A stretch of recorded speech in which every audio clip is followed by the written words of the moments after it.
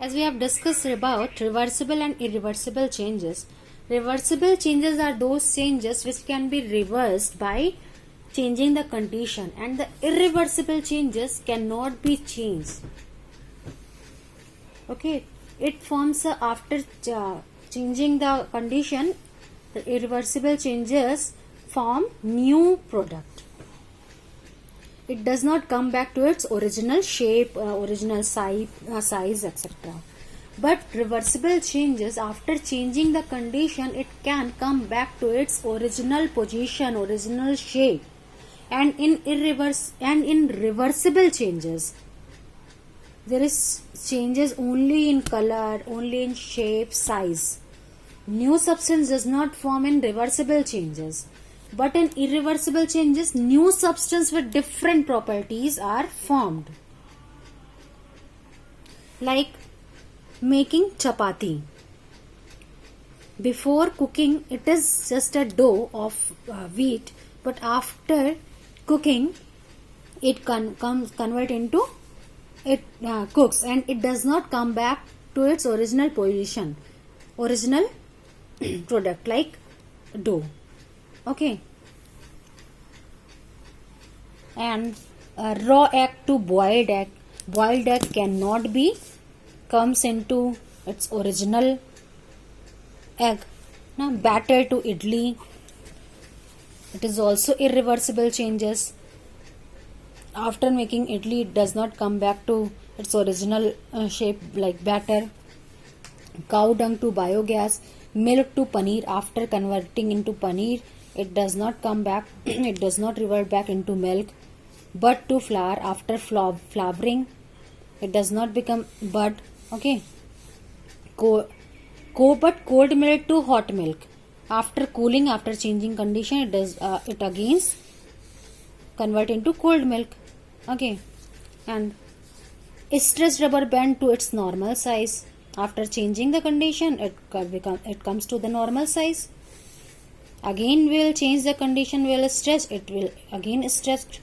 Ice cream to molten ice cream, when we freeze it, it also again become to ice cream.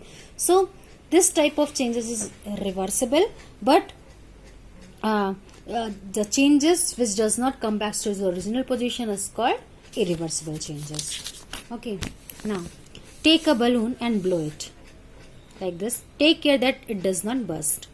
The shape and size of the balloon have changed. Okay, now let the air escape the balloon.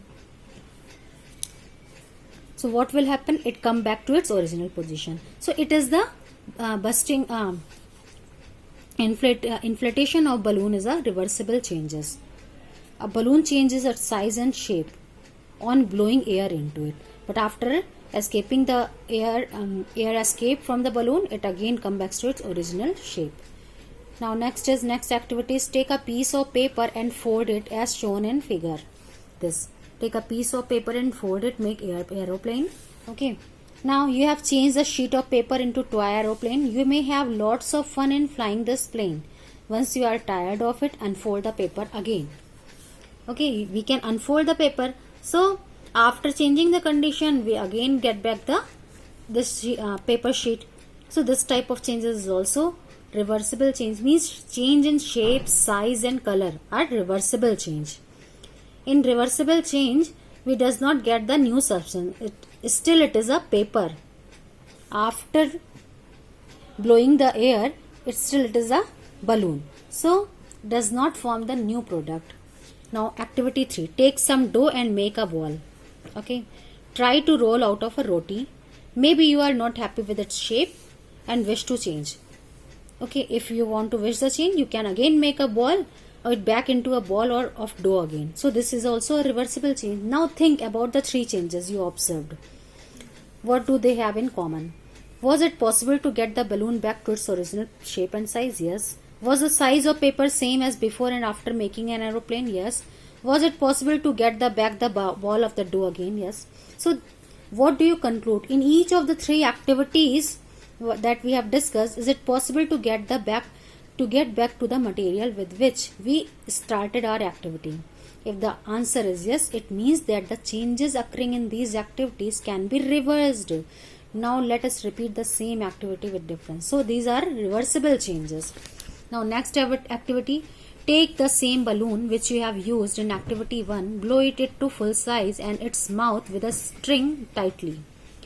Prick it with the pointed tip of your pencil. Oops, it burst. Next, take the same piece of paper which you have used in activity 2, draw an aeroplane on it and cut along its outline. Cut it. Okay, make cutouts of aeroplane. Next activity, roll out of a roti from the ball of dough again and bake it on tawa. Suppose you are asked the same 3 questions which you are answer activity 3. What would you answer? We see that changes which have occurring in the activity 4, 5, 6 cannot be reversed. After busting the balloon, we will not get back the balloon again. After cutting the shape of the aeroplane, we will not get this shape of paper. After cooking the chapati, we will not get back the dough. Okay, so these type of changes are irreversible. You use a pencil and eraser with repeated use. Their shape and size change. Now come to the activity 7. Take a small candle and measure its length. Okay, measure its length with a scale. Now fix it at a suitable place and light it. Like this. Let it burn for some time. Now blow out the candle and measure its length again. Blow out the candle and measure it again. Can the change in the length of the candle be reversed? If we will take the same wax in a pan and heat it, can this change be reversed?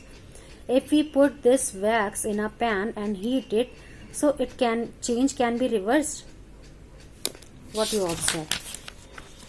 So, repeat activity 7 with an increased stick.